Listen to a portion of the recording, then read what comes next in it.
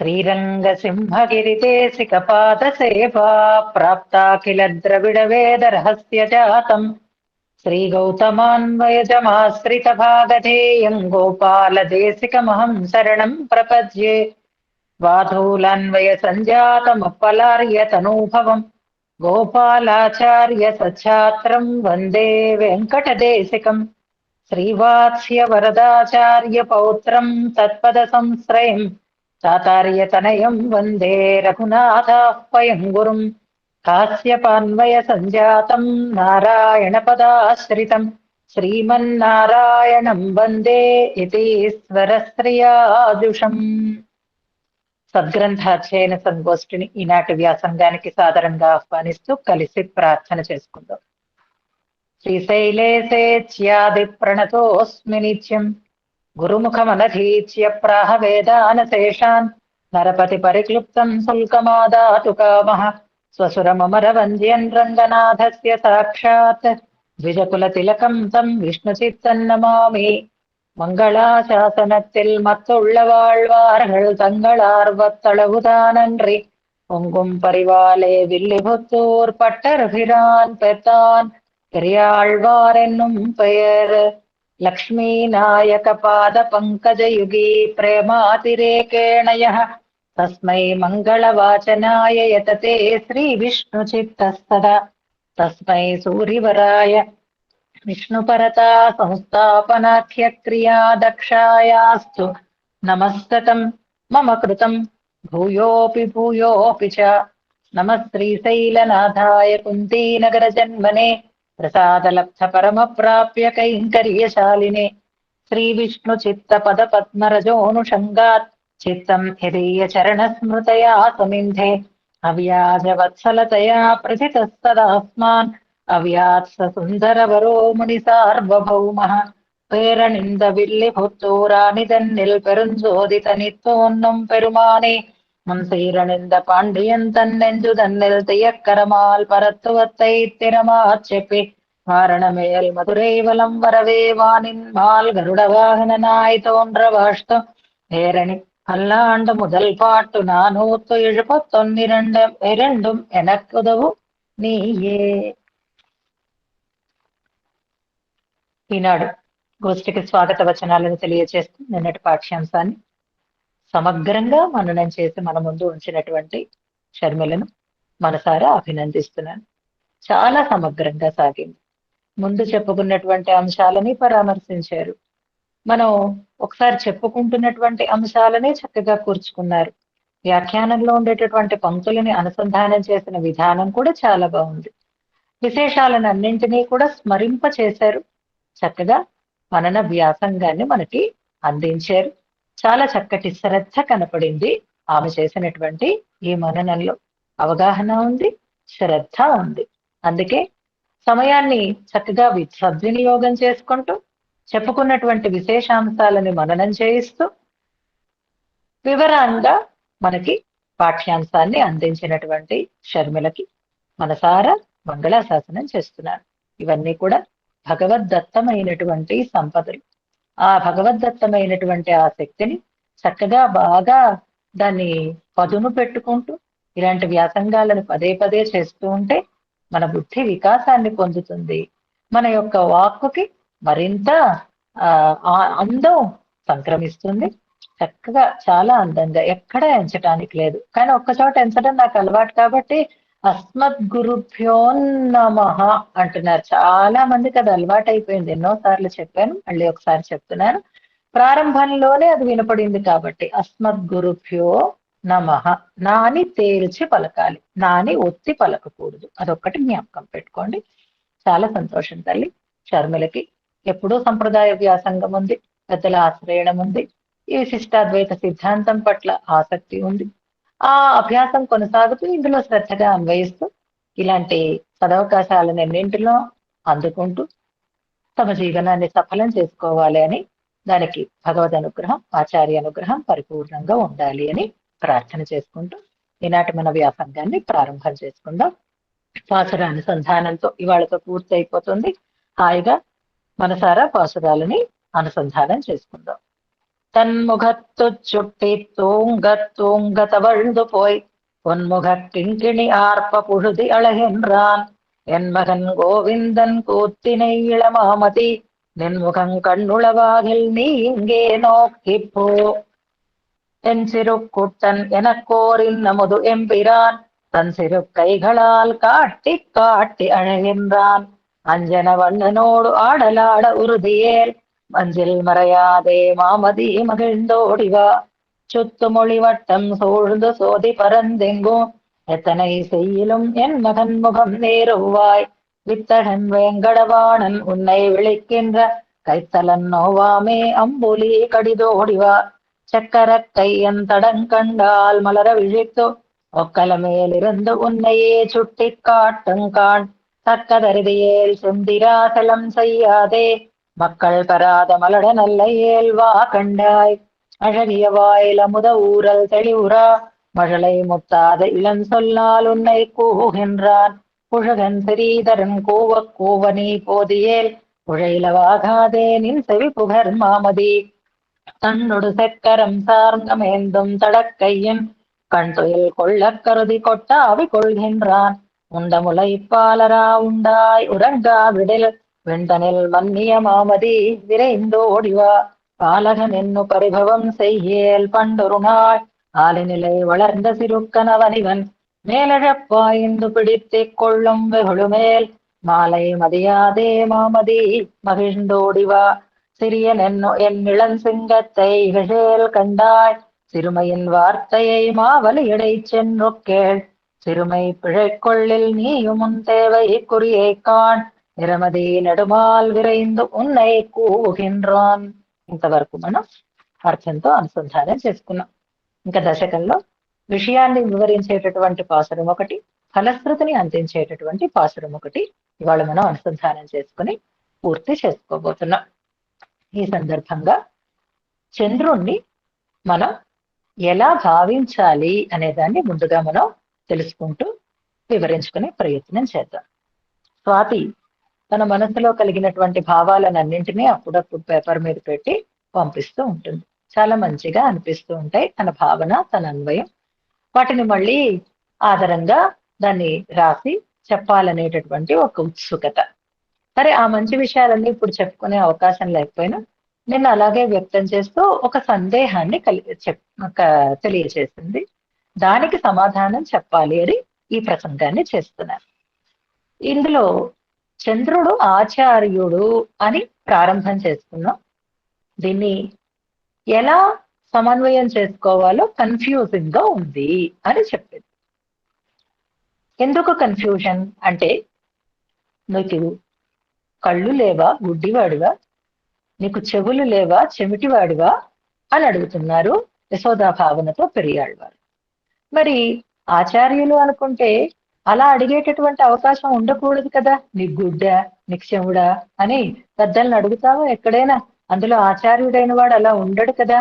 నిన్ముఖం కన్నులవాగిల్ సెవి ఉషిలవాగాదే అన్నట్టు ఉషిలవాగాదే అంటూ అన్నారు కదా. మరి ఇది ఎలాగా అంటే, సింపుల్ గా చెప్పుకోవాలంటే ఒక సన్నివేశం మనకు కనిపిస్తుంది. ఉన్మగళదాను వయో అన్ని చెవిడో అనందలో ఏమ పెరుంతయల్ మందిరప్పట్టాళో అని అండాళమ్మ వారు కూడా లోపల ఉండేటటువంటి గోపికను ప్రశ్నించినటువంటి సన్నివేశం ఉంటే అది ఇంకా ఆలస్యం చేస్తోంది అనేటటువంటి ఆర్తితో అలా అన్నారు అనే దాన్ని సరిపెట్టుకునేటటువంటి ఒక అవకాశం అక్కడ ఉంటుంది. అంటే ఇక్కడ మూగా చెముడు అన్నదానికి ఇతర విషయాలలో అని అక్కడ సమాధానం చెప్తారు. కానీ ఇక్కడ ఇతర విషయాల ప్రసక్తే లేదు. ఉన్నది కనిపిస్తున్నది ముగ్గురు.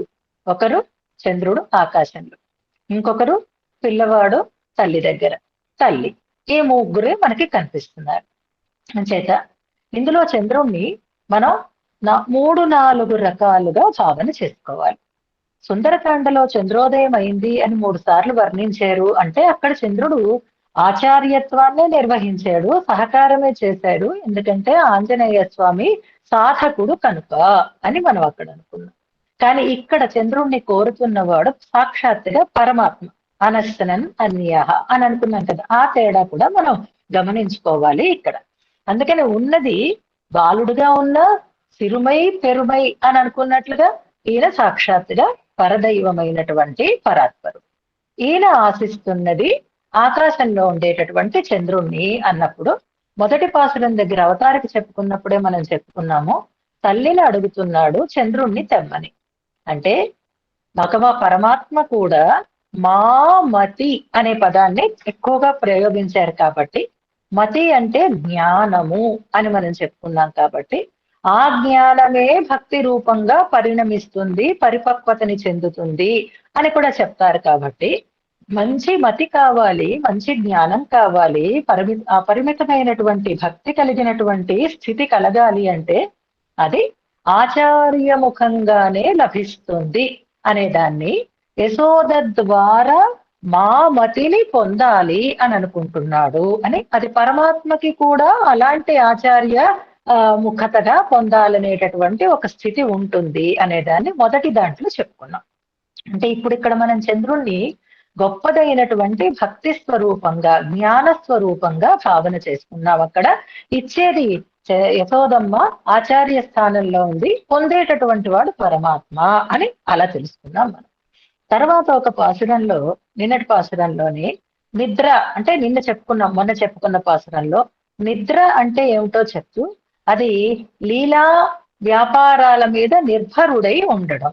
నిద్రపోవడం అంటే ఇంకా మన ప్రయత్నం మనం చెయ్యకుండా పర్వాలేదు అని నిశ్చింతగా ఉండడం నిద్ర అని అంటారు. ఎవరికి హాయిగా నిద్ర పడుతుంది అంటే, ఇది కూడా మనకి తిరుప్పావైలోనే చెప్తారు. వాళ్ళందరూ అంత హాయిగా ఎందుకు పడుతున్నారు అంటే, గురువు మీద తమ భారాన్ని పెట్టి ఉన్నవారే గుండెల మీద చేతులు వేసుకొని నిద్రిస్తారు అంటారు. గుండెల మీద చేతులు వేసుకొని నిద్రిస్తున్నారు అంటే ఇంకా దాని గురించినటువంటి ఆందోళన లేకుండానే ఉంటారు అని అర్థం అనమాట. ఇప్పుడు మనం ఒక మంచి కార్యాన్ని తలపెట్టుకున్నాం, దగ్గరలోకి వచ్చేసింది. రోజులు గడుస్తున్న కొద్దీ కూడా కార్యక్రమం ఎలా జరుగుతుందో, ఎలా అవుతుందో అనేటటువంటి ఆందోళన సహజంగా ఉంటుంది. కానీ మనం ఎలా ప్రాక్టీస్ చేసుకోవాలి అంటే, నేను కాదు కదా చేస్తున్నది, మన చేత చేయిస్తున్నవాడు పరమాత్మ, మన చేత చేయించేది ఆచార్యులు అనేటటువంటి ఒక విశ్వాసం కలిగినప్పుడు ఆందోళన చిన్నదిగా ఉన్న బీపీ పెరిగిపోకుండా ఉంటుంది. ఏం పర్వాలేదు, ఎంబెరుమానార్లే చేయించుకుంటారు అని అనుకుంటే నిశ్చింత కలుగుతుంది మనకి. అందుకే ఉరో విన్యస్త హస్తాస్తే నిద్రాయంతే నిరంతరం. మీరు కూడా అలాగే చక్కగా కాలక్షేపంలో జాయిన్ అయిన తర్వాత 10 నిమిషాల తర్వాత మీరు కూడా అలాంటి నిర్భరత్వాన్నే పొందుతారు. నిద్రాయంతే నిరంతరం. పెరియాళ్వారు తిరుముడి మాకు అర్థం కావాలి అంటే ఆ భూమి ఎంత వాళ్ళం మా ప్రయత్నంతో సాధించుకోగలుగుతామా, అమ్మగారు చూసుకుంటారు అంటారు. హాయిగా గుండెల మీద చేసుకొని నిద్రపోతాను కదా. ఇది మన చేతిలో లేని విషయం కనుక ఎవరికి అలాంటి స్థితి కలుగుతుంది అంటే, గురు పాదాంబుజన్యస్త స్వాత్మ రక్షాభరాహి ఏ అంటారు. అంచేత అలా పడుకోగలిగేటటువంటి స్థితి అంటే నిశ్చింతగా ఉండడం. పరమాత్మ కూడా నిద్రపోతున్నాడు అని, నిద్రపోవాలనుకుంటున్నాడు, కొట్టావి కొళ్ళిన్రాన్ అన్న పాసురం దగ్గర నిద్ర అంటే ఆ లీలా వ్యాపారాలను చూడటానికి చంద్రుణ్ణి పిలుస్తున్నారు అన్నారు అక్కడ. మళ్ళీ ఆ చంద్రుడు అంటే అప్పుడు ఎవరనుకోవాలి మనం అంటే, నిత్యులు ముక్తులు లాంటి వాళ్ళందరినీ పిలుస్తున్నారు, పరమ జ్ఞాన సంపన్నులైనటువంటి వారిని పిలుస్తున్నారు అన్నారు. అప్పుడు చంద్రుడు మనకి ఆ స్థానంలో చెప్పబడుతున్నాడు. నిత్యముక్తులైనటువంటి వారికి ఈ విభూతిలో ఆయన చేసేటటువంటి చేష్టలని చూసేటటువంటి అవకాశం ఉండదు కాబట్టి వచ్చి చూడండి అని మన కోసం ఆయన ఎంత నిశ్చింతుడై తన లీలలతో మనని తన వైపు తిప్పుకుంటాడో దాన్ని చెప్పినప్పుడు ఇక్కడ చంద్రుడు ఎవరవుతున్నారు, నిత్యముక్తుల స్థానంలో నిండైనటువంటి భగవద్జ్ఞానము భగవద్భక్తి కలిగినటువంటి వారి స్థానంలో చంద్రుడిని మనం భావన చేసుకోవాలి. ఎందుకంటే భగవంతుడు ఆశిస్తున్నాడు కదా. అంటే భగవంతుడిని చూడడం కోసం వాళ్ళు వస్తున్నారు, వాళ్ళ ఆచార్య స్థానాన్ని వహించి భగవంతుడికి నిర్ణాయకులు అయి ఉండరు కాబట్టి. ఇక మరొక స్థితి ఏది అంటే, భగవద్దత్తమైనటువంటి ఒక ఉన్నతిని పొంది జగత్తుకి చాలా ఆనందాన్ని కలిగించేటటువంటి స్థితిలో ఉండి, దానివల్ల కించిత్ గర్వించి భగవత్ తత్వాన్ని కాస్త పరాకు చేసేటటువంటి స్థితిలో ఉండేటటువంటి ఒక గొప్ప వ్యక్తిగా మనం చంద్రుణ్ణి భావన చేసుకోవచ్చు. అందుకే అలాంటప్పుడే నీకు కళ్ళుంటే, నీకు చెవులుంటే, నువ్వు వినగలిగితే అంటారు. అంటే మానవ జన్మని పొంది మంచి ఇంద్రియాలని, మంచి శరీరాన్ని కలిగి ఉండి, ఆరోగ్యాన్ని కలిగి, ఔన్నత్యాన్ని కలిగి, సంపదని కలిగి, భగవంతుడు అన్నీ మనకి ఇస్తే సమాజంలో, లోకంలో అందరి చేత కీర్తింపబడి అందరికీ కాస్త ఉపయోగపడేటటువంటి స్థితిలో ఉంటే ఇదే చంద్రుడు ఉండేటటువంటి స్థితి అన్నమాట. అలాంటి స్థితి మనకి కలిగినప్పుడు మనం ఏం చేస్తాం? ఇవన్నీ ఎవరి వల్ల వచ్చాయో తెలుసుకోకుండా మనం భగవంతుణ్ణి కాస్త నిర్లక్ష్యం చేస్తాం అన్నమాట. అలాంటి ఆ స్థితిలో ఉండేటటువంటి వ్యక్తికి అలా చెయ్యడం సరి అయినది కాదు. ఇదంతా నీకు భగవంతుడి వల్ల కలిగినదే. తలుచుకుంటే భగవంతుడు ఆ ఔన్నత్యాన్ని లేకుండా చేస్తాడు సుమా. అందుకని నువ్వు అలా అలా పరాకుగా ఉండకుండా, ఆయనని అవమానించకుండా, లెక్క చేయకుండా ఉండకుండా వచ్చి ఆయన నీకు ఇచ్చినటువంటి ఈ స్థితిని నిలబెట్టుకో. ఆయనకి నువ్వు సేవ చేసుకునేటటువంటి వాడివి కా అంటూ మనటి మసనంలో నువ్వు చేసినది తిరుమై పిழை కొల్లిల్ అనేటటువంటి పదంతో మనం ఒకప్పుడు అలా నిర్లక్ష్యాన్ని వహించి ఉండవచ్చు భగవద్ విషయంలో, భాగవతుల విషయంలో, ఆచార్యుల విషయంలో. కానీ మనం చేసినటువంటి తప్పుని మనం తెలుసుకున్ననాడు సిరుమై పిழை కొల్లిల్. వాళ్ళేంటండి, వాళ్ళు ఎలా ఉంటారండి, మనకేం స్థాయి, వాళ్ళు చాలా చిన్నవాళ్ళండి అని పెద్దల గురించి మనం అనుకున్నప్పుడు అయ్యో ఎంత తప్పు చేశాను అనేటటువంటి ఒక భావన నీలో కలిగిన నాడు అప్పుడు నువ్వు భగవత్ సేవకి అర్హుడవు అవుతావు అన్నారు వెనుకటి పాశురంలో. అంటే ఇక్కడ చంద్రుడు కేవలం ఒక ఆచార్య స్థానంలో మాత్రమే ఉన్నాడు అని అనుకోకండి. అది మన సుందరకాండలో ఆచార్య స్థానం. చంద్రుడంటే ఆచార్యుని తేజస్సు అని చెప్పడం సామాన్యంగా ఉండేటటువంటి లక్షణం. ఇందులో అలాంటి భగవంతుని యొక్క అనుగ్రహం ఆచార్యుల ద్వారానే కలగాలి అని అనుకోవటం, అలాంటి భగవంతుని యొక్క లీలలని వచ్చి సేవించడానికి తగినటువంటి యోగ్యతని కలిగిన నిత్యముక్తుల స్థానంలో ఉండడం, అలా కాకుండా ఈ సృష్టిలోనే ఒక ఉన్నతిని పొంది భగవంతుడి పట్ల కాస్త పరాకు వహిస్తే దానివల్ల కలిగే నష్టాన్ని తెలుసుకొని భగవంతుని సేవకి సంసిద్ధంగా ఉండటం అనేటటువంటి అంశాలు మనకి 3-4 రకాలుగా చంద్రుణ్ణి ఇందులో మనకి చూపిస్తున్నారు. ఇప్పుడు ఈ పాసురంలో మనం అందుకే భగవంతుని ముఖానికి చంద్రుడు దిష్టి తీయటానికే పనికొస్తాడు. ఇలాంటి మాటలన్నీ మనకి ఇంతకు ముందు కూడా చెప్పుకున్నాను చూసారా. అలాగే భగవంతుని దగ్గర ఏది ప్రకాశాన్ని ఇచ్చేది కాదు. ఈయన ప్రకాశంతోటే అవన్నీ ప్రకాశిస్తూ ఉంటాయి అంటారు. ఇక్కడ ఉండేటటువంటి సంకనెక్కినటువంటి పిల్లవాడైనా, పాకుతూ ఉండేటటువంటి పిల్లవాడైనా, చంద్రుణ్ణి ఆశపడుతూ ఉండేటటువంటి పిల్లవాడైనా సాక్షాత్తుగా పరాత్పరుడు కాబట్టి ఇప్పుడు చంద్రుడు పైన ఉండవచ్చుగాక, ఈ బాలుడు కిందని ఉండవచ్చుగాక. పైన ఉన్న వాళ్ళు ఉన్నతులు అని, కిందన ఉన్న వాళ్ళు అధోగతిని పొంది ఉన్నటువంటి వారు అని సాధారణమైనటువంటి ఒక భావన. అంతే కదా. మీరు పైన ఉన్నారు, మేము కిందనున్నాం అని అనుకున్నాం అనుకోండి, అప్పుడు పైన ఉన్నవారు గొప్ప, కిందనున్నవారు వాళ్ళకంటే తక్కువ అనేటటువంటి భావనలు ఉంటాయి. కానీ ఇవాళ రేపు అపార్ట్మెంట్స్ లో ఉంటున్న వాళ్ళైతే అలా పెట్టుకోవడానికి తగినటువంటి అవకాశం లేదు. అన్నిటికంటే ఎత్తైన మేడ మీద ఉన్న వాళ్ళు తక్కువ వాళ్ళు కావచ్చు, గ్రౌండ్ ఫ్లోర్ లో ఉన్నటువంటి వాళ్ళు బాగా అన్ని విధాల సంపన్నులు కావచ్చు. కాబట్టి పైన కింద అనుకోవడానికి అవకాశం లేదు. కానీ సాధారణంగా ఉన్నతి అంటే పైన ఉండడం, అవనతి అంటే కిందని ఉండడం అనేది చెప్పబడుతుంది. ఇప్పుడు నేను ఒక మాట చెప్తాను, జాగ్రత్తగా గమనించండి. త్రాసు ఉంది. ఆ త్రాసులో 2 వస్తువులని సమానంగా మనం తూచేటటువంటి ప్రయత్నం చేస్తాం. అలా తూచేటప్పుడు ఆ త్రాసులో 2 వైపులా తక్కెడలలో ఆ రెండింటిని ఏది ఎక్కువ గొప్పది అనేది తెలుసుకోవడం కోసం వేస్తాం మనం. అలా వేసినప్పుడు పైకి వెళ్ళింది గొప్పదా, కిందకి వెళ్ళింది గొప్పదా, ఏది విలువైనది అని మనం తెలుసుకుంటాము అంటే, త్రాసులో తూచినప్పుడు తక్కడ పైకి వెళ్ళినదైతే తేలికైనది, బరువు తక్కువది అని అనుకుంటాం. కిందకి వెళ్ళినది అయితే బరువు కలిగినది అని, దానికంటే ఇది విలువైనది అని తెలుసుకుంటాం కదా. కేజీన్నర అనాలంటే ఒకటి పైకి వెళ్ళిపోవాలి, ఒకటి కిందకి రావాలి. ఇప్పుడు పైనుంటే గొప్ప, కిందనుంటే గొప్ప త్రాసులో తూచేటప్పుడు పైనున్నది మహిమ కలిగినదా, కిందనున్నది మహిమ కలిగినదా అంచేత మనకు అక్కడ స్పష్టంగా తేడా తెలుస్తూ ఉంటుంది. అందుకే అందమైనటువంటి గోదాస్తుతి చేస్తూ ఉండేటటువంటి ఒక మంచి శ్లోకాన్ని ఇప్పుడు జ్ఞాపకం చేసుకుందాం. గోదామ్మవారి వైభవం ఎప్పుడైనా తెలుసుకోవాల్సినదే కదా మనకి. చంద్రుడి తాలూకు ప్రస్తావం కూడా వస్తోంది కాబట్టి ఓ మహానుభావుడు గోదమ్మ తాలూకు ఆ ముఖార విందాన్ని చంద్రుడితోటి పోల్చి చెప్తున్నారు. పోల్చడం కాదు, చంద్రుడు కంటే గొప్పది అని చెప్పాలనేటటువంటి ప్రయత్నం అన్నమాట. ఇప్పుడు గోదాదేవి కూడా ఇక్కడ విష్ణుచిత్తుల కుమార్తెగా ఆవిర్భవించింది కాబట్టి ఆమెని అలాగే చంద్రుణ్ణి ఈ రెండింటినీ చేసినటువంటి వాడు ఎవరన్నమాట? బ్రహ్మగారు, సృష్టికర్త, విధాత. రెండు ఆయనే తయారు చేశాడు. ఇప్పుడు ఈ చంద్రుడు బాగున్నాడా, ఆ చంద్రుడు బాగున్నాడా, ఈ చంద్రుడికి విలువ ఎక్కువ, ఆ చంద్రుడికి విలువ ఎక్కువ అనే సందిగ్ధత బ్రహ్మగారికి ఏర్పడిందిట. ఏ చంద్రుడికి? నిజమైనటువంటి చంద్రుడికి, అమ్మ ముఖం అనేటటువంటి చంద్రుడికి. ఇప్పుడు ఏమన్నారు, సరే చూచేద్దాం అని అనుకున్నాడట ఆయన. త్రాసు తెప్పించాడట. ఒకవైపు అమ్మ ముఖాన్ని, ఒకవైపు చంద్రబింబాన్ని పెట్టాడట ఆయన.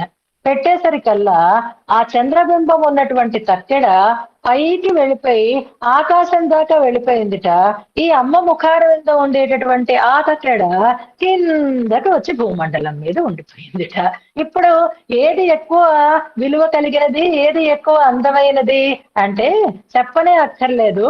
ఆ చంద్రుడు పైకి వెళ్ళడానికి కారణం లఘుత్వము, నువ్వు ఇక్కడ భూమి మీద ఉండడానికి కారణము ఇది గురుత్వము అంటారు. అది లఘువైపోయింది, తేలికైపోయింది. ఇది గురువు అయిపోయింది. అమ్మ ముఖారవిందో అంటే గొప్పది అయింది.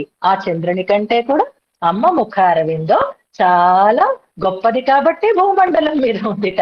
ఆయన తేలికైపోయాడు కాబట్టి ఆకాశం మీదకి వెళ్ళిపోయాడు. అలాగే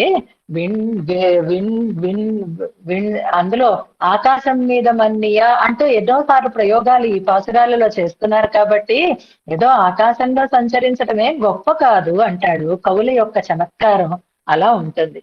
మరింగంటి అప్పల దేశికులు అనేటటువంటి మహానుభావులు గోదాస్తవం అని ఒక అద్భుతమైనటువంటి స్తోత్రాన్ని అందించారు. దాంట్లో ఉండేటటువంటి శ్లోకాలు పెద్దలు ఎప్పుడూ ప్రమాణంగా చెప్తూ ఉండేవారు. అందులో రఘునాథాచార్య స్వామి వారికి అదంటే చాలా ప్రీతి అన్నమాట.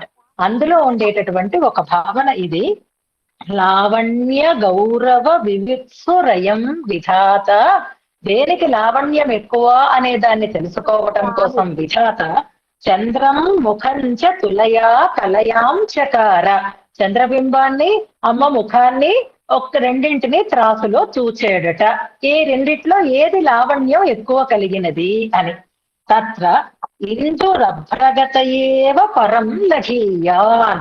తేలిపోయేడట చంద్రుడు, అందుకే పైకి వెళ్ళిపోయేడట. ఏతన్ముఖం భువి తవాంబ గురువు వ్యరాజత్. నువ్వు బరువైన దానివి కాబట్టి నీ ముఖమే ఇక్కడ నిలకడగా ఉండి లావణ్యంలో అతిశయాన్ని పొందినది అని నిలకడగా తెలుసుకునేటట్లుగా చేసింది అంటూ ఒక అందమైనటువంటి భావనని చెప్తారు. అలాగే ఇక్కడ కూడా చంద్రుడేం గొప్పవాడై పిలవటం లేదు. మరి ఎందుకు కావాలనుకుంటున్నాడు ఈ పిల్లవాడు అంటే దాన్ని స్పష్టం చేస్తున్నారు 9వ పాసురాన్ని చూద్దాం. Page number 172. தாழியில் வெண்ணை தடங்கையார விழுங்கிய பேழை வயிற்றெம்பிரான் கண்டாய் உன்னை கூவுகின்றான் ஆழிக்கொண்டுன்னை எரியும் ஐயுறவில்லை காண் வாழ உறுதியேல் மாமதி மகிழ்ந்து ஓடிவா.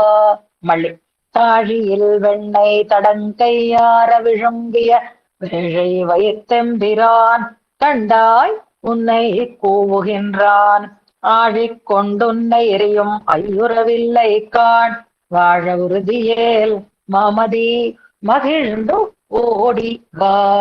అదే పదప్రయోగం మనకు వస్తోంది. మగిழ்ந்து ఓడి వా.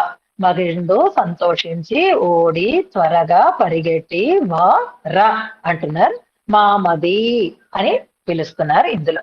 వెనకటి దాంట్లో నెడుమాల్ ఉన్నై కూవుహిన్రాన్ అన్నారు. వ్యామోహ పరవశుడు ఆయన నిన్నే కాదయ్యా అందరినీ అలాగే కావాలని కోరుకుంటాడు. ఆయన నిన్ను కోరుకోవడమే నీకు గొప్పతనం అని అన్నారు.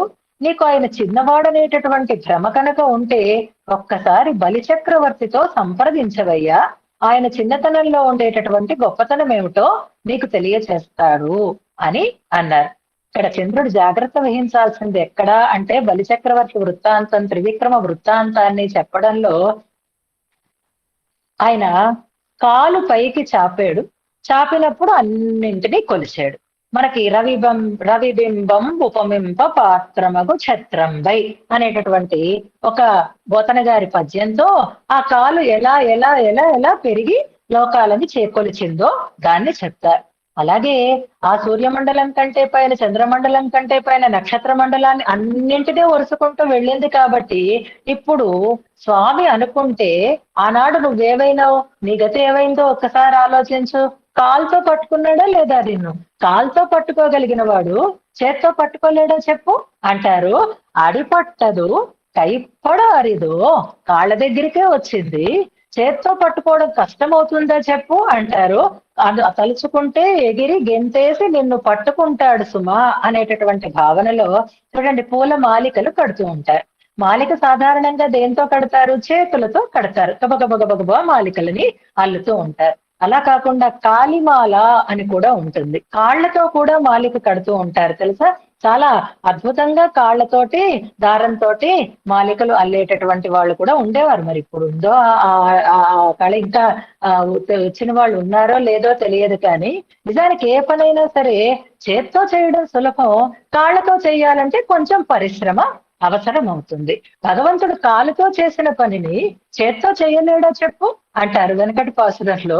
కాలుతోటే నిన్ను పట్టుకున్నవాడు ఇప్పుడు ఎగిరి గంతేసి చేత్తో నిన్ను పట్టుకోకుండా ఉంటాడా అని అనడంలో కావాలంటే అలా అందుకోగలిగిన వాడే కాబట్టి నెడుమాల్ ఉన్నై కూహింద్రాన్ అని అనేసరికల్లా చంద్రుడికి కొంచెం ఏమిటి అంత మరీ స్వాతంత్ర్యం అయితే ఎలాగా అని అనిపించింది. ఇప్పుడు మనం అంటే చాలా ప్రేమ, మనం పక్కనే ఉండాలనేటటువంటి కోరిక ఉండవచ్చు. కానీ ఎవరైనా సాధికారికంగా నువ్వంటే నాకు ఇష్టం, నువ్వెప్పుడు నా పక్కనే ఉండు అని కదలనివ్వకుండా చేశారనుకోండి. ఇప్పుడు రాణివాసం అని ఉండేది మనకి భానుమతి సినిమాలో, అది మనకి తెలుస్తుంది కదా. బాగా ప్రసిద్ధమైనటువంటి సినిమా పేరు నేను చెప్పక్కర్లేదు, మీరు ఎలాగో పెడతారనుకోండి. అందులో ఆవిడికి ఇష్టం లేదు. ఎందుకని? రాణివాసం అంటే ఓ భోగభాగ్యాలని తల్లి అంతా ఆనందపడినా ఆవిడకి ఎందుకు ఇష్టం లేదు అంటే అది స్వాతంత్ర్యానికి భంగాన్ని కలిగించేటటువంటి ప్రేమ కనుక. వెరీ గుడ్ మల్లీశ్వరి సినిమాలో అది అలా గుర్తు పెట్టుకుంటే, ఇప్పుడు వాళ్ళు ఆడమన్నప్పుడు ఆడాలి, వాళ్ళు పాడమన్నప్పుడు పాడాలి, వాళ్ళు ఎక్కడ ఉండమంటే అక్కడ ఉండాలి, అక్కడ మన ఇష్టంతో సంబంధం ఉండదు.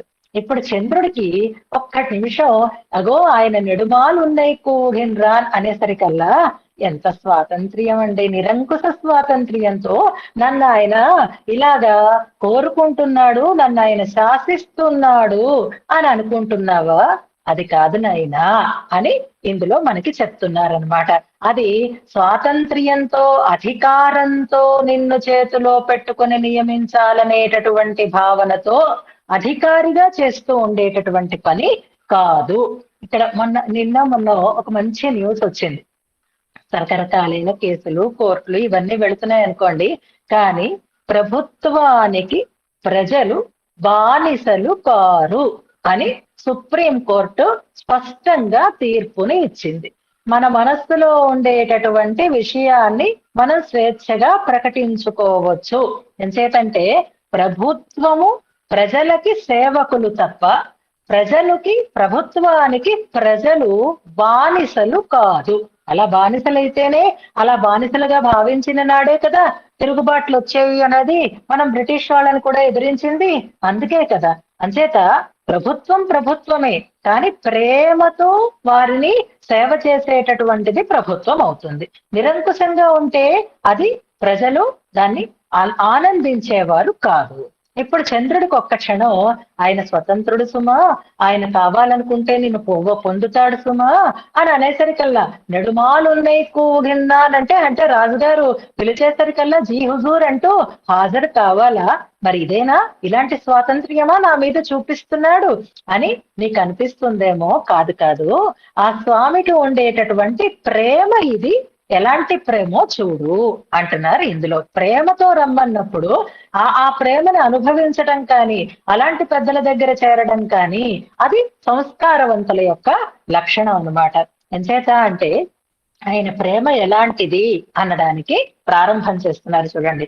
తాళియిల్ వెన్నై, తాళియిల్ వెన్నై, కుండలో ఉండేటటువంటి వెన్న, చట్టి అంటారు అనమాట దాన్ని. అంటే ఆ వెన్న పెట్టేటటువంటి పాత్రని చట్టి అంటారు. అది పెట్టి దాన్ని అందకుండా ఉట్టికి కట్టి దాచి ఉంచుతారు. తాళియిల్ వెన్నై, అలా కుండలో పెట్టినటువంటి వెన్నని, ఇది ఇక్కడ కుండ వెన్న చాలా చాలా ఇంపార్టెంట్, ఇవాళ గుర్తు పెట్టుకోండి. వెన్నని విడిగా చూడకండి, కుండని విడిగా చూడకండి, కుండలో ఉన్న వెన్ననే చూడండి.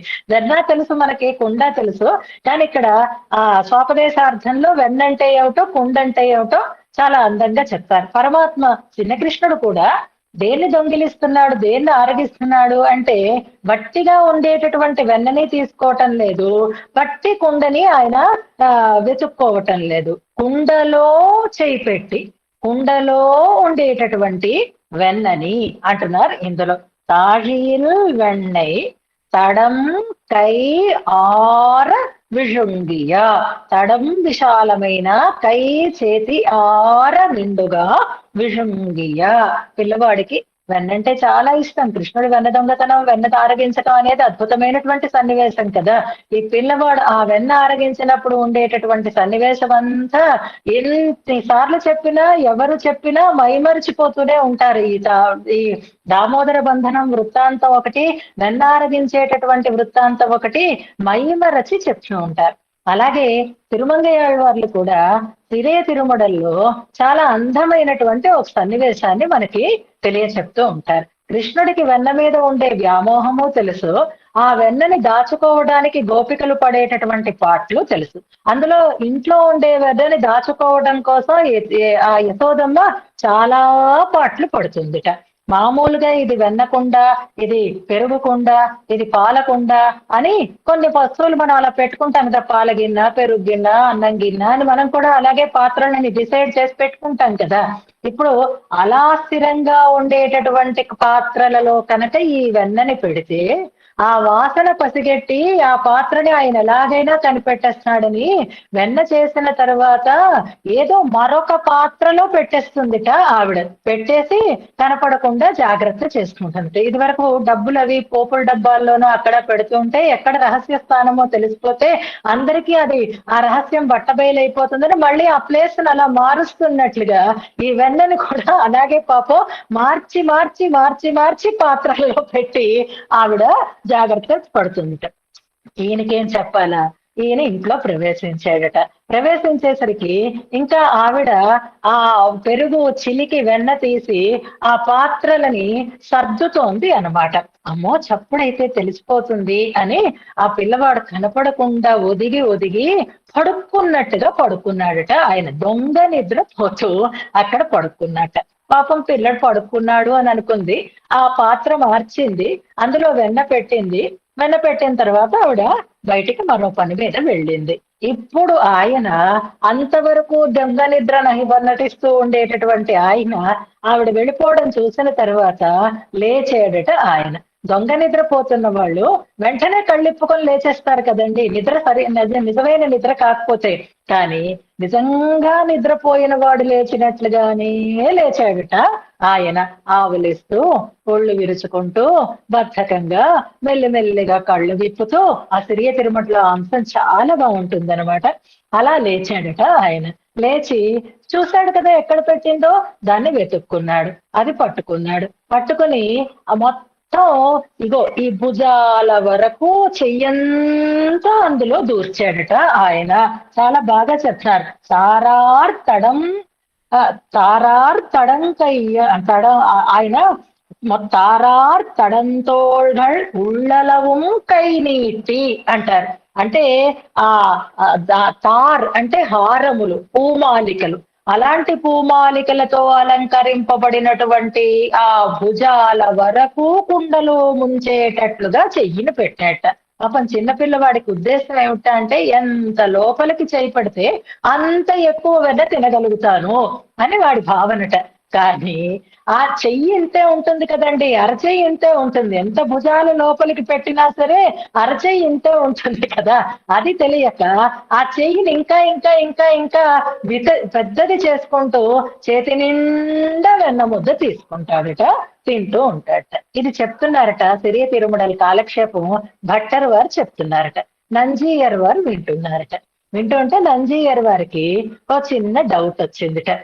ఏమిటా డౌట్ అంటే, ఏమండి ఈయన వెన్న దొంగలిస్తూ ఉంటే యశోదమ్మ చూడలేదు కదా, ఆ గోపిక చూడలేదు కదా, ఆయన వెన్న తిన్నాడు అనేదైతే చెప్పగలదు కానీ వెన్న కనపడలేదు కనుక చెయ్యి ఎంత లోపలికి దూర్చాడు అనే విషయం కూడా ఎలా చెప్తోందండి? ఆయన మామూలుగానే అరచేతితోటే తీసుకొని తిని ఉండవచ్చు కదా. తారార్ తడంకైగల్ ఉళ్ళళవం కై నీట్టి అని అంత నిశ్చయంగా ఎలా చెప్తుందండి అంటే, వెంటనే భట్టర్ వారు సమాధానం చెప్పారట, ఏం అక్కర్లేదు, ఇలా పాపం ఆ కుండకి ఆనుకుని చెయ్యి లోపలికి పెట్టి భుజం దాకా పెట్టినప్పుడు ఆయన ఒంటికి పూసుకున్నటువంటి చందనం ఆ కుండకి అంటి ఉంటుంది. ఆ కుండ కంటిన చందనాన్ని చూసి పాపం ఇంత లోపలికి చేపెట్టి తీసుకున్నాడా అని ఆవిడ గుర్తుపట్టేసి ఉంటుంది అని చమత్కారంగా భట్టర్ వారు సమాధానం చెప్తారట.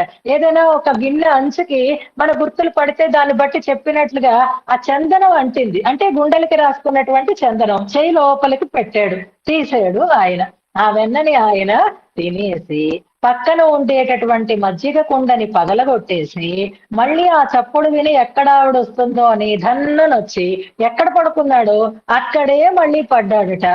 ఏమీ తెలియని వాడిలాగా కళ్ళు మూసుకుని నిద్రిస్తున్నాడు అంటూ చాలా అద్భుతంగా చెప్తారు అక్కడ. ఓరాదవన్ పోలు రంగి అరి ఉత్ను తారార్తడన్ తోళ్గల్ ఉళ్ళలవుం కై నీటి అంటూ చాలా చెప్తారు. మోరార్ కుడం నిండైనటువంటి, ఆయనకి మజ్జిగ కుండ ఉంటే ఇష్టం ఉండదు, ఆ మజ్జిగ అంటే అస్సలు ఇష్టం ఉండదుట. మజ్జిగ కుండల్ని ఎప్పుడూ పగలగొడుతూ ఉంటాడట. ఒకవేళ తనకి దొరకకపోతే మొత్తం ఆ పెరుగు భాండాలని కూడా పగలగొడుతూనే ఉంటాడు. తిన్నాడంటే కుండ పగలగొట్టకుండా ఉండడు. ఇది చాలా సార్లు చెప్తున్నారు. ఇదే మనకి ఇక్కడ చాలా అవసరం. ఆ కుండే మన దేహం అయితే ఆ వెన్నే మన ఆత్మ అంటారు. ఆ వెన్న ఆయనకి కావాలి, దానికోసం తానే స్వయంగా చేచాపి దాన్ని ఆయన స్వీకరించేవాడవుతాడు. అది కూడా ఎందులో ఉన్న వెన్నని స్వీకరిస్తున్నాడు అంటే కుండలో ఉన్నటువంటి వెన్నని తీసుకుంటున్నాడు. ఆయనకి ముక్త పురుషులు నిత్యులు కంటే కూడా ముముక్షువులంటే ఇష్టంట. అందుకే ఆ కుండ కూడా అంత ఆశించదగినదే అంటారు. లోపల ఉండేటటువంటి ఆత్మ, బయట ఉండేటటువంటి దేహం. ఆత్మగుణం దేహ గుణాన్ని అనుసరించటం అనేది ఇక్కడ ఉన్న వాళ్ళకి. అలా కాకుండా ముముక్షువులైనటువంటి వారికి దేహ గుణాలు ఆత్మ గుణాన్ని అనుసరించి ఉంటూ ఉంటాయి. దేహ సంబంధం ఉన్నంత వరకు వీళ్ళు అటు ఇటు తిరిగేటటువంటి అవకాశం ఉంటుంది కనుక ఆత్మని స్వీకరిస్తాడు, దేహాన్ని లేకుండా చేస్తాడు అంటూ రకరకాలుగా దాని గురించినటువంటి విస్తారమైనటువంటి విషయాలని మనకి అందిస్తూ ఉంటారు. ఇక్కడ ఈ ప్రస్తావన చెయ్యడం ఎలాంటిదిట అంటే, ఆయన పాపం కడుపులో పెట్టుకునేటటువంటి ప్రేమ కలిగినటువంటి వాడు ఆనాడు ప్రళయం సంభవించినప్పుడు అయ్యో అయ్యో అయ్యో అందరూ మునిగిపోతున్నారు అని అందరినీ తీసుకొని కడుపులో పెట్టుకున్నాడు కదా. అలాగే ఈ ఆత్మలని, ఈ ముముక్షువులైనటువంటి మహానుభావులందరినీ కూడా అలాగే తన కడుపులో పెట్టుకుంటున్నాడు అంటూ ఆ కడుపులో పెట్టుకున్నటువంటి వారి పట్ల ఆయనకు ఉండేటటువంటి ప్రేమని చెప్తున్నారు. ఎంతటి ప్రేమ అంటే ప్రళయకాలంలో జగత్తు మీద ఆయనకి ఎంతటి ప్రేమ ఉందో, ఇదిగో ఇలాంటి ముముక్షువులని ఆశించటంలో కూడా అంతటి ప్రేమే నిండి ఉంది. అది స్వాతంత్ర్యం కాదు, అది అధికారం కాదు, అది ప్రేమతో కూడినటువంటి ఒక అద్భుతమైనటువంటి చేష్ట, ఆశ, వ్యామోహం అంటున్నారు ఇందులో. తాళీల్ వెన్నై తడంకయ్యార విషును, చెయ్యి ఎంత విడితే అంత, చేతికి ఎంత వస్తే అంతా తీసుకుని విషంగో పొట్టలో పెడుతున్నాడు. ఇప్పుడు ఆ పొట్టని చూస్తే మామూలుగా యశోద కుమారుడు అనుకోండి, చిన్ని బొజ్జ కదా, ఆ బొజ్జ అంటారు. ఆ బొజ్జ అనడంలోనే ముద్దొస్తూ ఉంటుంది పిల్లలకి.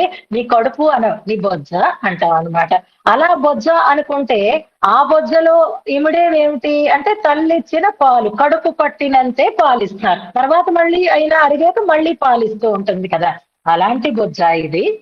కాకపోతే ప్రళయకాలంలో అందరినీ కడుపులో పెట్టుకుని పెద్ద లోకాన్నంతటినీ కూడా అంత చిన్న కడుపులో పెట్టుకున్నా సరే ఇంకా బోల్డంత ప్లేస్ మిగిలిపోయేటట్లుగా ఉండేటటువంటి ఉదరమా ఇక్కడ అంటే, అది కాదు ఇది కాదు, వెళుతున్న కొద్దీ ఇలా అలా అలా అలా వికసిస్తూ ఉంటుందిట. ఎంత లోపలికి పెడితే అంతగా ఆ పొట్ట ఉబ్బుతూ ఉంటుందిట. కడుపు ఉబ్బిపోతూ ఉంటుంది సరే, పొట్ట నిండా తినేస్తే పొట్ట పైకి వచ్చేస్తుంది కదా.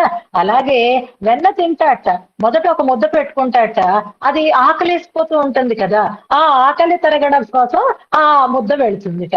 ఆ తర్వాత కడుపు నిండుతుందిట, కానీ ఆశ తీరదుట. మనం కూడా అలాగే స్వీట్ల మీద ఆకర్షణ ఉంటే తిన్నా ఇంకా ఆశ కలిగి ఇంకా ఆశ కలిగి, ఈ మధ్య కాలం కదా మామిడి పళ్ళు ఎలా తిన్నామో ఒకసారి జ్ఞాపకం చేసుకుంటే ఆ తర్వాత మళ్ళీ వెళుతుందిట ఇంకో ముద్ద, మళ్ళీ వెళ్తుంటే ఇంకో ముద్ద. ఇప్పుడు ముందు వెళ్ళిన ముద్దకి ఇది ఒక అరిగించే ఔషధం లాగా అవుతూ ఉంటుందిట. అలా వెళుతున్న కొద్దీ పొట్ట కూడా ఇలా ఇలా ఇలా ఇలాస్టిక్ ఉంటే ఎలా ఎలా ఎలా ఉబ్బుతూ ఉంటుందో అలా ఉబ్బుతూ ఉంటుంది. ఎంత వెన్న తిన్నా ఆయనకి తృప్తి తీరదు, ఆ వెన్న ముద్దలు లోపలికి వెళుతూనే ఉంటాయి.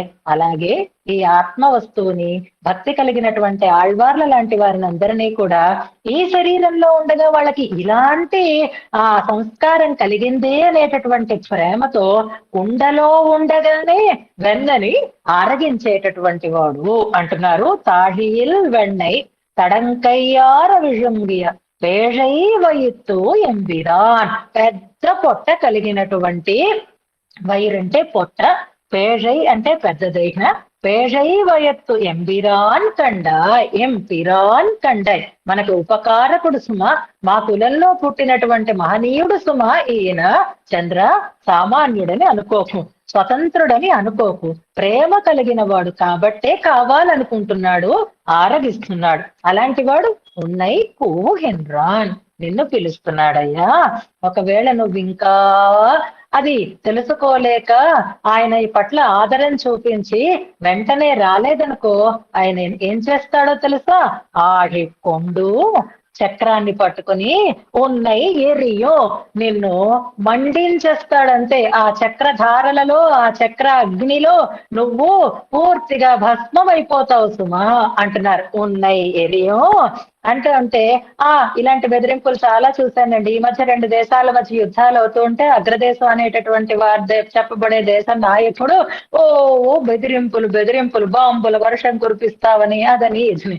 అయినా ఆ పక్క దేశం బెదరకుండా తన పని తాను చేసుకుంటూనే ఉంది. అలాగే ఏమైనా బెదిరిస్తున్నారా అంటే కాదు కాదు, అయ్యురవు ఇల్లై కాన్. అయ్యురవు మరొక పదం వచ్చింది, గమనించండి. అయ్యురవు అంటే సందేహము అని అర్థం అనమాట. ఇక్కడ ఏ రకమైనటువంటి డౌట్ లేదు, నో డౌట్ అని నిశ్చయం చేస్తున్నారు పెరియాళ్ వారిలో. భగవంతుడు మనని తలచినప్పుడు భగవత్ సేవకి మనం తప్పకుండా వెళ్ళగలిగే వాళ్ళం కావాలి. అలా కాకుండా ఏముందిలేండి ప్రతిసారి ఉంటుందిలేండి, ఈసారి కాకపోతే ఇంకోసారైనా వెళ్ళొచ్చు అని అనుకుంటావా? అలా అనుకుంటే మనకి అసలు ఆ దర్శనమే కలగకుండా అవుతుంది. ఇప్పుడు చూడండి, వెంకటాద్రినాథుడు కలియుగ దైవం కాబట్టి మన మనస్తత్వానికి అనుగుణంగానే మనని పరుగులు పెట్టిస్తున్నాడు. అమ్మో ఈ దర్శనం మళ్ళీ దొరకదండి, అమ్మో ఈ టికెట్ మళ్ళీ రాదండి, మళ్ళీ ఈ అవకాశం రాదండి అని మొత్తం అన్ని వదులుకొని పరుగులు పెట్టి ఆయన దగ్గరికి వెళ్లి సేవించుకునేటటువంటి స్థితి కలిగించాడు కాబట్టి ఇంతమంది జనం పెడుతున్నారు. పాపం సాత్వికంగా ఉండేటటువంటి స్థానాలకి తర్వాత వెళ్దాంలేండి, ఈసారి అవదులేండి, మళ్ళీసారి చూద్దాంలేండి అని అనుకుంటున్నావా మనమే? చంద్రుడు కూడా అలాగే ఉన్నాడు. అందుకే ఆహికొండు ఉన్న ఎరియో, నువ్వు కనుక ఆయనని గుర్తించకుండా చేరకపోతే నీకు స్థితే లేకుండా అయిపోతుంది. అలా చేస్తాడా ఎక్కడైనా అంటే, ఏమయ్యా పాత హిస్టరీ అంతా మర్చిపోతున్నావా నువ్వు? ఒక్కసారి జ్ఞాపకం చేసుకో. నువ్వు ఆయన ఎప్పుడు రమ్మంటే అప్పుడు రావలసిందేనా? ఒక్కసారి ఆ సైంధవ వధ గుర్తుపెట్టుకో. ఆడికొండు ఉన్న ఎరియం అనడంలో సైంధవ వధ సందర్భంలో పగలుని రాత్రి చేశాడా లేదా? రాత్రికి నువ్వు ఆ కారణమైన వాడు అయినావా లేదా? సూర్యుణ్ణే ఆయన కప్పేశాడు కదా తన చక్రంతో. ఇంకా ఒక్కసారి ఆ సన్నివేశం గుర్తు చేసుకోవయ్యా, ఆయన శక్తి ఏమిటో నీకు తెలుస్తుంది అంటే అప్పటికీ చంద్రుడు, మనం చాలా స్టబర్న్ గా ఉంటాం కదండి, మనకి ఇంకా అంతకు మించినటువంటి ఆలోచనలు వస్తూ ఉంటే అప్పుడు చంద్రుడు అన్నట్ట, అది నా మీద కోపం కాదండి, ఎందుకంటే అక్కడ సన్నివేశం వేరునండి, ఆ స్టోరీ వేరు అంటాను చూసారా. అలాగా అది వాళ్ళకి వచ్చినటువంటి ఒక పోటీ అండి. అది నా మీద కోపంతో ఏం చెయ్యలేదు, నన్నేం చెయ్యడండి, నా మీద ఏం కోపం ఉండదండి అని అంటావా? ఇదిగో వాళ్ళు నువ్వు ఒకటే అంటున్నారు ఇందులో. ఎలాగా అంటే నేను కౌరవులు ఒకటవుతావా? అలా ఎలా అవుతుందండి అంటే, కౌరవులు ఏం చేశారు? ఈయన చెప్పిన మాటను వినలేదు. నువ్వేం చేస్తున్నావు? ఈయన చెప్పిన మాటను వినటం లేదు. ఈయన పిలుస్తున్నాడు, నువ్వు రావాలి, రావటం లేదు. అందుకని చెప్పిన మాట వినకపోవటంలో నువ్వు వాళ్ళు సమానమే కాబట్టి అయ్యురవు ఇల్లై, తన ఆజ్ఞను పాటించకపోతే ఎలా శిక్షిస్తాడో నీకు తెలుసు కాబట్టి జాగ్రత్త అయ్యాం చంద్ర. వాഴ ఉరుదియేల, హాయిగా 10 కాలాల పాటు పచ్చగా ఇలా ఉన్నతంగా హాయిగా ఉండాలి అని అనుకుంటే, ఆనందంగా ఉండాలి అని అనుకుంటే, ఆనందంగా ఉండడం అంటే ఏది అంటే అర్జునుడిలాగా అహంకరించి రథం స్థాపయ అని ఆయన చెప్తే అలాగే చేశాడు ఆయన. అప్పుడంతా ఏడుపు వచ్చింది. పాపం మంచి మాటలు చెప్పాడు. చెప్పిన తర్వాత అమ్మయ్యా అనుకున్నాడు. నేను చెప్పినట్టు నువ్వు చేయడం కాదయ్యా, నువ్వు చెప్పినట్టు నేను చేస్తాను అన్నాడా లేదా? కరిష్యే వచనం తవ. మొదటేమిటది? రథం స్థాపయ, నేను రథిని, నువ్వు సారథివి, నా మాట నువ్వు వినాలి, అదిగో రథాన్ని నడిపించి అన్నాడు. తర్వాత దుఃఖం అంతా తీరింది. తర్వాత కరిష్యే వచనం తవ నష్టో మోహ స్మృతిర్లబ్ధ అనుకున్నాడు. అంచేత మనం కూడా అలాగే ఉండాలి. కరిష్యే వచనం తవ అనే స్థితికి వస్తే అప్పుడు మనం వాഴగురుదియే, ఆనందం ఎప్పుడు కలిగింది? ఈ గీతోపదేశం అయిన తర్వాత దుఃఖం పోయి అప్పుడు ఆనందంగా భగవంతుడు చెప్పిన రీతిలో తన కర్తవ్యాన్ని నిర్వహించాడు. అలాగే భగవంతుడు కూడా అలా ఏడిపించను గలడు, లేకపోతే ఇలాంటి జ్ఞానాన్ని తెలియగలడు. కరిష్యే వచనంతవా అని అన్న తర్వాత మళ్ళీ మా శుచః అనాల్సినటువంటి స్థితి లేకుండా ఉండాలి. పూర్వపు స్థితి మళ్ళీ కలగకుండా ఉండాలి. అబ్బో నరకం అనుభవించానండి కాళ్ళ నొప్పులతోటి, ఇప్పుడు ఆపరేషన్ అయిపోయిన తర్వాత ఎంత హాయిగా ఉందంటే ఎన్నంతస్తులైనా ఎక్కేస్తున్నాను అని అంటాం అనుకోండి, మళ్ళీ పాత స్థితి కావాలి అనుకోం కదా. అలాగే భగవంతుడు మనకి ఉపదేశం చేసిన తర్వాత ఆయనకి సేవ చెయ్యటమే మనకి ఆనందము అనేటటువంటి స్థితి కలగాలి. వాഴ ఉరుదియే, అలాంటి ఆనందం నీకు కావాలి అని అనుకుంటే మామతి మహిళు ఓడి వా, ఓ బుద్ధి కలిగినటువంటి ఓ చంద్రుడా, ఆనందంగా పరిగెట్టి రావయ్యా అని అంటున్నారు ఇందులో. ఇందులో ఒక చిన్న వాక్యం ఉంది, పేజ్ నెంబర్ 173లో ఫస్ట్ పారాగ్రాఫ్ లో లాస్ట్ సెంటెన్స్ చూడండి. భగవంతుడికి మనమంటే ప్రేమ. మనం భగవంతుడికి దూరమై శరీరాలని పొంది కర్మానుభవం చేస్తూ దుఃఖపడుతూ ఉంటాము. మనకి స్వాతంత్ర్యం ఉంటే అది దుఃఖానికే కారణమవుతుంది. మనం భగవంతునికి పరతంత్రులమైతే అది ఆనందానికి కారణమవుతుంది. ఇది సిద్ధాంతం మనకి. భగవంతుడు మన కొరతని తీర్చటం కోసం మనని తన దగ్గరికి పిలుచుకుంటాడు.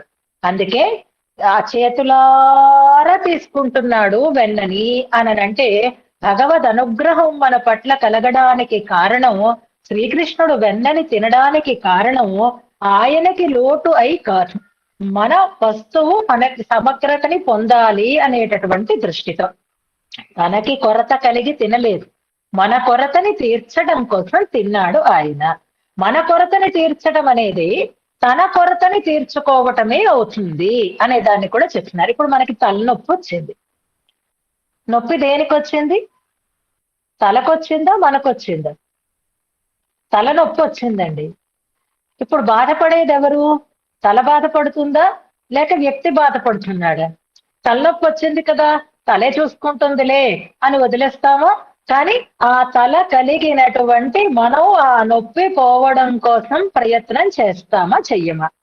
అలాగే భగవంతుడిది ఈ శరీరం అంతా, విశ్వం అంతా కూడా ఆయన శరీరి, మనం తల లాంటి వాళ్ళం.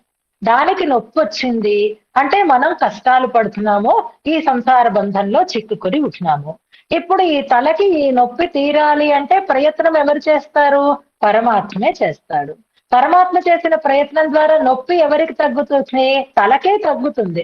కానీ ఎవరికి ఆనందం కలుగుతుంది అంటే పరమాత్మకి. అంటే తలకి ఉండేటటువంటి కొరతని తీర్చటం వల్ల తల కలిగిన వాడికి కూడా కొరత తీరడం అనేది మనం సామాన్యంగా చూస్తాం కనుక, భగవంతుడు మన కొరతని తీర్చడం అనేది ముందు మన కొరత లేకుండా మనకి పూర్తిని కలిగించడం, తద్వారా తాను కొరత పడకుండా ఉండడం అనే మాటగా చెప్తున్నారు.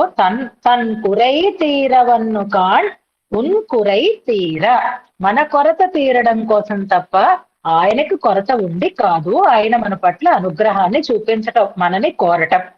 గుర్తుపెట్టుకోండమ్మా, మంచి పనులు చేసే అవకాశం కానీ, మంచి మార్గంలో మనం ప్రవర్తించేటటువంటి అవకాశం కానీ, మంచి ఆలోచనలు కానీ, మంచి అవకాశాలు కానీ మనకి అలవోకగా కలిగినప్పుడు ఆ అవకాశం తాలూకు విలువని మనం తెలుసుకోవటం ఎలాగా అంటే, భగవంతుడు మనని కోరుతున్నాడు, భగవంతుడు మన మీద ప్రీతితో ఈ అవకాశాన్ని మనకి ఇస్తున్నాడు అనే భావన ఉండాలి తప్ప ఆ అవకాశాలను మనం చేజార్చుకోకూడదు, కాలదన్నుకోకూడదు. అలా చేసినప్పుడు భగవంతుడు మనని పట్టించుకోని పరిస్థితి ఏర్పడుతుంది, దుఃఖపడాలి. మన కొరత తీర్చటం కోసం మనని కోరుకుంటాడు పరమాత్మ. ఉన్ కురై తీర్త తన్ కురై తీరుంగాడ్. ఓ చంద్ర, నీ కొరత తీరుస్తే ఆయన కొరత తీరుతుంది. ఆయనకి కొరత ఉండి కాదు. పిల్లలందరూ బాగుంటే ఆ తల్లిదండ్రులు ఆనందంగా ఉంటారు. తల్లిదండ్రులకి ఆనందంగానే ఉందండి. తల్లికి నడుము నొప్పి లేదు, కాళ్ళ నొప్పులు లేవు, తలనొప్పులు లేవు, హాయిగా పనిచేసుకుంటుంది, షుగర్ లేదు, బీపీ లేదు, ఏమీ లేదు, ఆరోగ్యంగా ఉంది ఆవిడ. కానీ ఆ పిల్లకైతే లేనివంటూ ఏమీ లేవు, అన్ని రోగాలు ఉన్నాయి. నడవలేదు, పని చెయ్యలేదు, మాట్లాడలేదు, తిరగలేదు, శక్తి లేదు, ఇల్లు సర్దుకోలేదు, ఇలాంటి లోట్లన్నీ ఉన్నాయి. ఇప్పుడు తల్లికి లోటు లేదు కానీ ఆ పిల్ల కోసం తల్లి బాధపడుతూ ఉంటుందా? అమ్మా ఇలా చెయ్యి, నీకు ఆ నొప్పి పోతుంది, అమ్మా ఇలాంటి అలవాటు చేసుకో, నువ్వు హాయిగా ఉంటావు అని చెప్తుంది. ఎందుకని? తనకి నడుం నొప్పి ఉందని చెప్పటం లేదు, నీ నడుం నొప్పి తగ్గాలని ఆ తల్లి చెప్తోంది. ఇప్పుడు నీకు నడుం నొప్పి తగ్గిందనుకో, ఆ తల్లికి కూడా టెన్షన్ తగ్గుతుంది, అమ్మయ్య మా పిల్లకి ఆరోగ్యం కుదిరింది అని ఎలా అనుకుంటుందో, భగవంతుడు మన కోసం ఆరాటపడడం కానీ, మనకి మంచిని కలిగించడం కోసం ప్రయత్నం చేయటం కానీ అలాంటిదే అని అనుకోవాలి. అంచేత భగవంతుడికి ఉద్ధరింపు కాదు, ఆయన మనని ఉద్ధరించటం కోసం కనుక మామతి మహిందు ఓడి వా, లేకపోతే ఆయన ఆగ్రహానికి నువ్వు గురి అవుతావు సుమా అంటున్నారు. మళ్ళీ ఈ ఆనందం లేకుండా పూర్వపు స్థితినే నీకు కలిగించేవాడు అవుతున్నాడు అని అలా అది తెలుసుకొని నిత్యము భగవత్ సేవ చెయ్యటం కోసం సంసిద్ధుడవు కా. ఆ భగవత్ సేవ కూడా ఆనందదాయకమైనదే. భగవంతుడు మనని పిలవడం కూడా ఆయన ప్రేమతో చేస్తున్న పనే తప్ప అధికారంతో కాదు అనేదాన్ని ఇందులో మనకి స్పష్టం చేస్తున్నారు. పాసురాన్ని అనుసంధానం చేద్దాం. தாழியில் வெண்ணை தடங்கையார விழுங்கிய வேழை வைத்நெம்பிரான் கண்டாய் உன்னை கூவுகின்றான் ஆழிக் கொண்டுன்னையும் ஐயுறவில்லை கான் வாழ உறுதியேல் మామది మహిందు ఓడివా. ఈ ఉర్దియేల్ అనే పదం ఇంతకు ముందు ఒక పాసురంలో కూడా వచ్చింది. ఆడలాడ నీ ఉరిదియేల్, ఆటలాడే ఉద్దేశం నీ కనుక ఉంటే అని. అలాగే వాഴ ఉరిదియేల్, ఆనందంగా ఉండాలి అని అనుకుంటే అనే ప్రయోగం మళ్ళీ మనకి ఇందులో వచ్చింది. ఈ 10 పాసురాలని అనుసంధానం చేసిన వారికి ఏ ఫలితం వస్తుందో దాన్ని చెప్తున్నారు. పేజీ నెంబర్ 174లో అవతారిక ఉంది చూడండి. 10ஆம் பாட்டு நிகமத்தில் இத்திருவாய் மொழி கத்தார்க்கு பலம் சொல்லி தலை கட்டுகிறார். ఈ 10 సమాసురాలని ఈ తిరువాయుమడిని అనుసంధానం చేస్తే వచ్చే ఫలితం ఏదో దాన్ని చెప్తున్నారు 10వ పాసురంలో. மைத்தடங்கண்ணி யசோதை தன் மகனுக்கு இவை ஒத்தன சொல்லி உரைத்த மாத்தம் ஒளிபுத்தூர் வித்தகன் விட்டு சித்தன் விரித்த தமிழிவை எத்தனையும் சொல்ல வல்லவர்க்கு இடர் இல்லையே. மళ్ళీ மைத்தடங்கண்ணி யசோதை தன் மகனுக்கு இவை ஒத்தன சொல்லி உரைத்த மாத்தம் ஒளிபுத்தூர் வித்தகன் விட்டு சித்தன் விரித்த தமிழிவை ఎత్తనయం சொல்ல వల్లవర్కు ఇడరిల్లయే. సులభంగానే ఉంటుంది, చెప్పేస్తుందా. మనకి వెనుకటి దశకంలో ఇల్ల ఇడర్తానే అని అట్నుంచి చేసి చెప్పినారు, లేకపోవడం మీదే ఫోకస్ చేసినారు, దుఃఖం మీద కాదు అని అనుకుంటున్నాం. మామూలుగా చెప్పాల్సినటువంటి తీరు ఎలా ఉంటుంది అంటే ఇడర్ ఇల్లై, దుఃఖము ఉండదు, ఉండనే ఉండదు అంటున్నారు. ఎవరికి దుఃఖం ఉండదు అంటే సొల్ల వల్ల వర్కు, ఈ 10 పాసనాలని అనుసంధానం చేయగలిగినటువంటి వారికి. ఎలా అనుసంధానం చేయాలి అంటే ఎత్తనయూ వల్ల వర్కు, ఎలాగైనా సరే ఎంతో కొంత అయినా సరే, భావబంధం ఉన్నా లేకపోయినా సరే ఇదే ఈ మాత్రమైనా సరే చదవగలిగినటువంటి వారికి అంటాం కదా. ఇక్కడ ఇత్తనయం అనే ఒక ప్రయోగం ఉంది, ఎత్తనయం అనే ఒక ప్రయోగం ఉంది. చాలా పాఠాల్లో ఎత్తనయం అనే ఉంది. ఎత్తనయం అంటే ఏదో ఒక విధంగా ఎంత వీలైతే అంత అన్నట్లుగా చెప్తున్నారనమాట. చదవండి చాలు, చదవడమే ప్రయోజనం. అంతకు మించి మీరు ఇలా రాగయుక్తంగా చదవాలనే నియమాలు ఏమీ లేవు. ఎత్తనయం వల్ల వరకు ఎంత సౌలభ్యం చెప్తారో చూడండి. అది కూడా మనం చెయ్యలేకపోతే ఇంకా మనకి ఎందుకు ఈ దేహ సంపద అంతా. అందుకే ఎత్తనయం వల్ల వరకు హాయిగా ఎలా కావాలంటే అలా అనుసంధానం చెయ్యండి.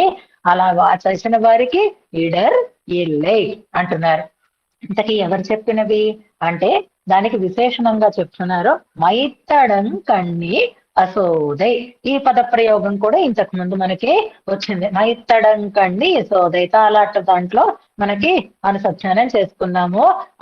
ఎప్పుడు యశోదమ్మని చెప్పినా గమనించండి, ఏరార్ంద కన్ని యశోదై ఇళం సింగం, ఆమె నేత్ర సౌందర్యాన్నే సరుపుతూ వచ్చినారు. పరిపూర్ణమైనటువంటి విశాలమైనటువంటి అందమైనటువంటి నేత్రములు కలిగిన అని చెప్తూ ఉంటారు. ఇక్కడ మై తడం కన్ని, కళ్ళు ఎలాంటి కళ్ళు అంటే తడం విశాలమైనటువంటి నేత్రములు, మై కన్ని కాటుక అలదినటువంటి నేత్రములు అని ఇందులో విశేషణాన్ని వాడుతున్నాడు. మనం యశోదమ్మ ఎప్పుడు చక్కగా అలంకరించుకొని ఉంటుంది అని కూడా చెప్పుకున్నాము. సీదక్కడల్ అనేట సురుప్పార్ కుഴలి కోదై కుഴలార్ అనేటటువంటి పదాలతో ఎందుకలా చక్కగా అలంకరించుకొని ఉండాలి అంటే పిల్లలు భయపడకుండా ఉండడం కోసం ఆ పిల్లల్ని కన్న తల్లులు ఎప్పుడూ చక్కగా మంచిగా అలంకారాలు చేసుకొని ఉండాలి అంటారు. ఇక్కడ కాటుక ఒక్కటే కాదు, మంచిగా అన్ని రకాలైనటువంటి అలంకారాలు చేసుకున్నా అని సామాన్యంగా వివరణ చేస్తున్నారు.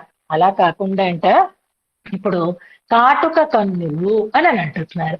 మామూలుగానే కళ్ళు నల్లగా ఉంటే కాటుక పెట్టుకోకపోయినా నల్లటి కళ్ళని చూసి కాటుక కన్నులు అని అంటూ వచ్చినారు. సహజంగా ఉండేటటువంటి ఆ నలుపు అసితేక్షణ అని సీతమ్మ వారిని వాల్మీకి భగవానుడు ఎలాగైతే ప్రస్తావిస్తారో అలాగే యశోదమ్మ నేత్రాలు కూడా కాటుక పెట్టుకోకపోయినా కాటుక పెట్టుకున్నంత అందంగా ఉంటాయిట, సహజంగా నల్లగా ఉంటాయి అని అర్థం చెప్పుకోవచ్చు. అలా కాకుండా కాటుక పుయ్యడం చేత మరింత నల్లగా ఉన్నాయి అని అర్థం చెప్పుకోవచ్చు. ఆ రెండు కాకండి, అసలు ఆవిడ కళ్ళు అంత నల్లగా ఉండడానికి కారణం ఏమిటి అంటేనట నల్లనయ్యని ఎప్పుడూ చూస్తూ ఉంటుంది కాబట్టి కళ్ళుకి ఆ నలుపు అంటిపోయి ఉండిపోయినలాగా. ఎందుకంటే ఆమె దృష్టి అంతా ఆ నల్లనయ్య మీదే ఉంటుంది. ఆయన ఎలాంటి వర్ణం అంటే అంజన వర్ణుడు అన్నారు కదా, ఆయనదే కాటక వర్ణం. ఆ కాటక రంగు కలిగినటువంటి వాడిని ఈమె కళ్ళతో చూస్తూ ఉంటే ఆ నలుపు ఈ కళ్ళకి అంటిపోయిందా అన్నట్లుగా నిరంతరం కన్నయ్యని చూడడం వల్ల నల్లబడినటువంటి కళ్ళు అని కూడా చెప్తారు. యమునా నదిలో జలం నల్లగా ఉంటుంది అని కదా అంటారు. యమునా తీర్థం మిగిలిన తీర్థాల్లాగా స్వచ్ఛంగా తెల్లగా ఉండదు, నల్లగా ఉంటుంది. అందుకే త్రివేణి సంగమంలో యమునని మనం వెంటనే గుర్తించేయొచ్చు అంటారు, ఆ నీటి రంగుని బట్టి అంటారు. ఎందుకండి అసలు జలం స్వచ్ఛంగా ఉండాలి కదా, నల్లగా ఎందుకు ఉంటుంది అంటే ఆ కృష్ణుడుట ఎప్పుడు అద్దం చూసుకునేది యమునా నదిలోనే చూసుకుంటూ ఉండేవాట. యమునా నది విహారానికి రెడీ వచ్చి కాస్త మళ్ళీ సవరించుకోవటానికి మాటి మాటికి యమునలో తొంగి చూస్తూ ఉన్నాడు కాబట్టి ఆ నల్లనయ్య ముఖం అందులో ప్రతిఫలించి ఆ నలుపు రంగు యమునకి అంటిపోయింది పొమ్మంటారు కొంతమంది కవులు. అద్భుతంగా దాన్ని భావన చేస్తారనమాట. అలాగే ఇక్కడ మైత్తడం కణ్ణి అన్నప్పుడు కూడా అంజన వర్ణుణ్ణి చూస్తోంది, అందుకే అంజన వలదుకున్నటువంటి నేత్రాలలాగా నల్లతనాన్ని పొందినటువంటి నేత్రములు. ఇక తడం కణ్ణి సహజంగా విశాలమైనటువంటి నేత్రాలు అయితే అవ్వచ్చు, కానీ ఆ పిల్లవాడిని అలా దృష్టి ఆర్పకుండా కళ్ళు ఇంతింత చేసుకొని చూస్తోంది కాబట్టి అవి ఇంకా విశాలమైపోతున్నాయిట. అందుకని మైత్తడం కఠిని యశోదే. నిజమే కదా, యశోదకున్న భాగ్యం ఎవరికి ఉందండి? కళ్ళు ఉన్నందుకు ఫలితం ఆమె అనుభవించింది కనుక ఆమెని ఏరాంద కణ్ణి అంటుంది, అందమైన నేత్రాలు అంటుంది మన అమ్మవారు కూడా. అలాంటి యశోదై తన్మగనొక్కు తన కుమారుడికి ఇవై ఒత్తన సొల్లి. ఈ పాసురాలకి ఒత్తన సొల్లి అంటే ఒద్దికగా చెప్పి, తగినట్లుగా చెప్పి, మనసు ఒకటి మాట ఒకటి కాకుండా మనసు మాట రెండు ఒకటే అయ్యేటట్లుగా చెప్పి ఉరైత మాత్తం చెప్పినటువంటి ఈ సూక్తులు ఏవైతే ఉన్నాయో, ఆ చంద్రాహ్వానం చేసినటువంటి ఈ మాటలు ఏవైతే ఉన్నాయో అవి ఎవరు చెప్పారు? యశోద చెప్పినట్లుగా చెప్పినటువంటి వారు ఒళిపుత్తూర్. ఇక్కడ మనం ఫలశ్రుతులు జ్ఞాపకం పెట్టుకుందామని అనుకుంటున్నాం కదా.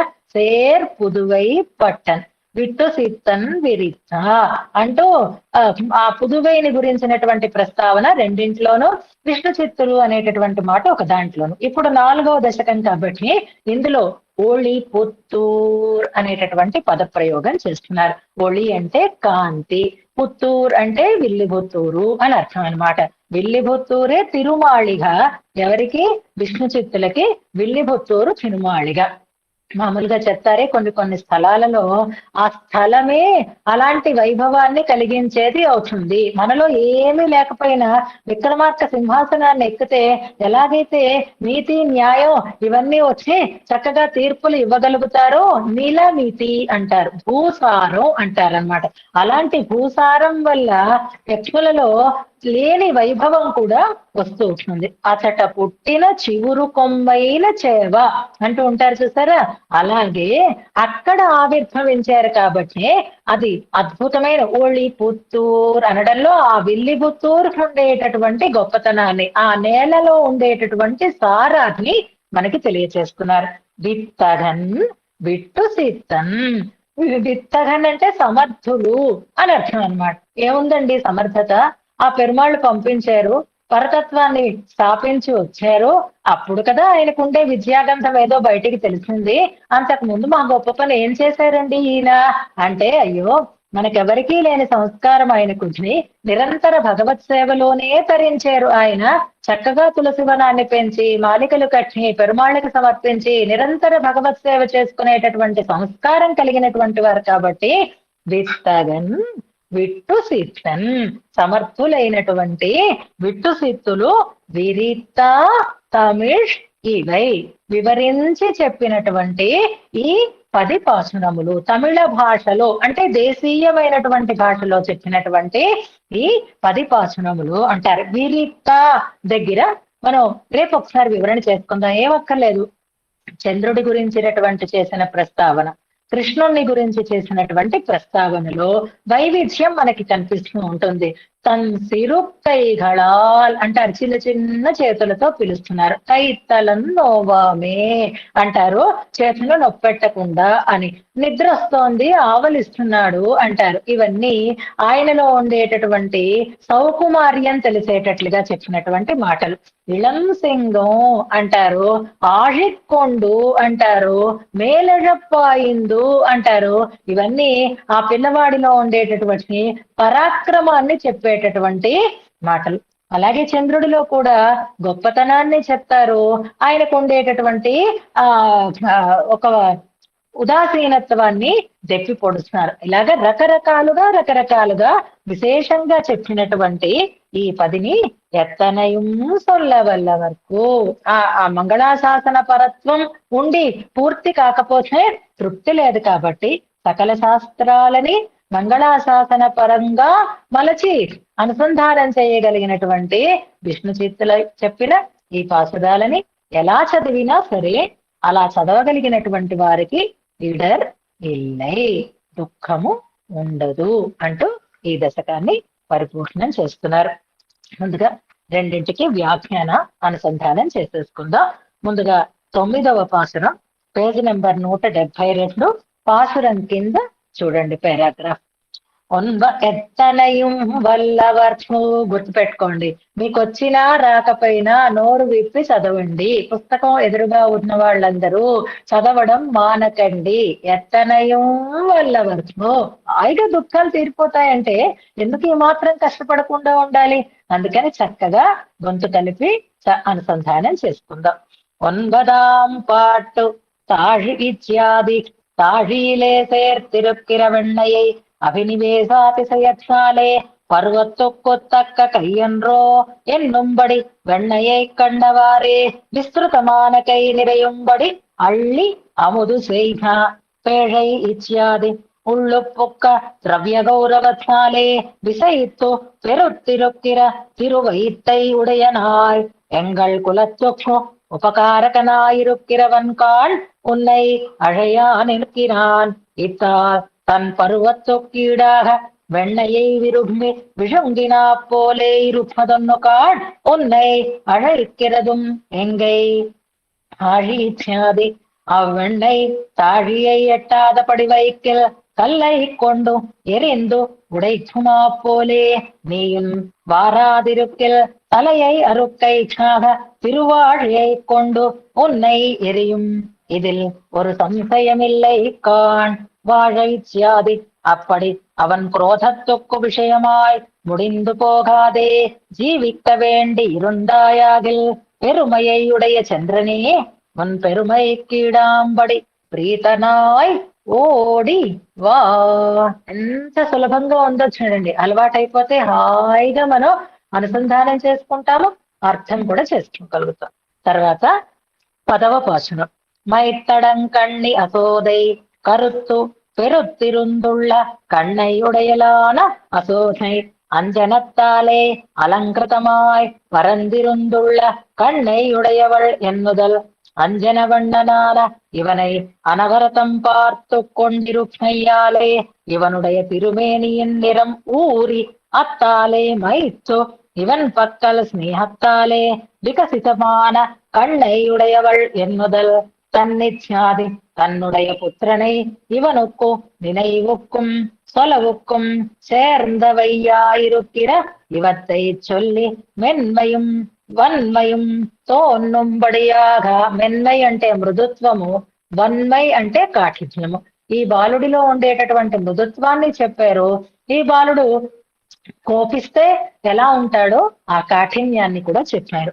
చంద్రనై కురితొచ్చొన్న పాసురத்தை ஒளிச்சியாதி நிலமிதி தானே ஞான பிரமங்களை விளைக்கும் தேஜஸை உடைத்தான ஸ்ரீவில்லிபுத்தூரில் மங்களாசாசனம் பண்ண சமர்த்தனான பெரியாழ்வார் விஸ்தரித்தருளி செய்ததாய் திராவிட ரூபமாயிருக்கிற இவை 10 பாட்டையும் ஏதேனும் ஒருபடி சொல்ல வல்லவர்களுக்கு துக்கம் என்பது ஒன்றும் இல்லை.